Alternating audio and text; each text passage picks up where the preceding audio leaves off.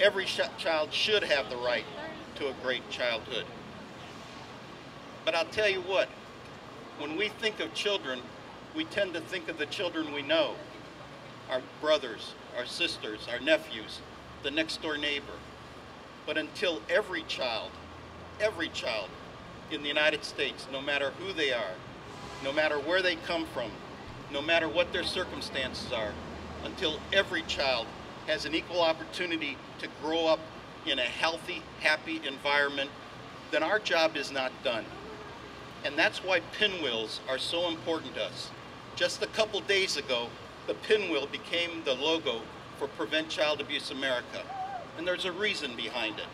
The reason is because when we did our research and our focus groups, everyone across the board, across all demographics, said that the pinwheel reminds them of good times that they had when they were children. It reminded them of carefreeness, happiness, and isn't that what we want for every child in the United States? Our work is not done until every child has the opportunity to have a great, loving childhood. But we also know that child abuse and neglect undermines that goal. We know that when a child is abused or neglected, that child becomes greater risk for mental health problems, substance abuse problems, chronic health problems, criminal behavior, juvenile delinquent behavior, and it undermines their ability to succeed in the classroom. This is not what we want for our children. What we want for our children are great, happy childhoods.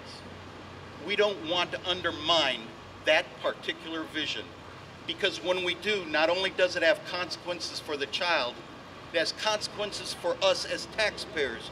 We spend over $80 billion a year when we don't stop something that should have never occurred in the first place. And we got a lot of work to do.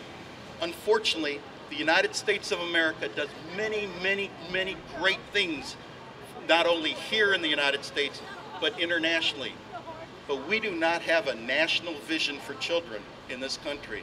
We do not have a national strategy for children in this country. We have no blueprint, no roadmap, no GPS to guide us to where we want every child in the United States to be. There's a big gap between what we know about healthy childhood development and what we're doing about it. And it doesn't have to be that way.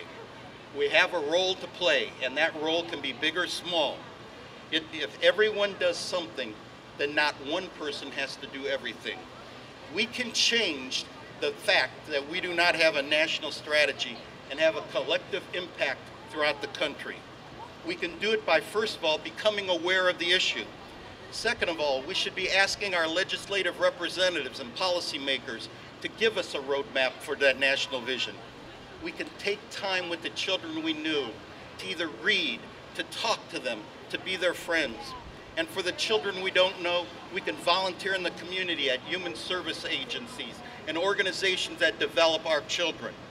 Together, we can make a difference. Together, we can change the culture, the social norm in the United States, that children are not only just a political slogan, it's not just a plank in a platform, but they truly are prioritized in our funding requests and everything we do. Together, we can make a big difference. So thank you for being here today, and I really appreciate the fact that we all believe children should have a healthy, happy childhood. Thank you so much.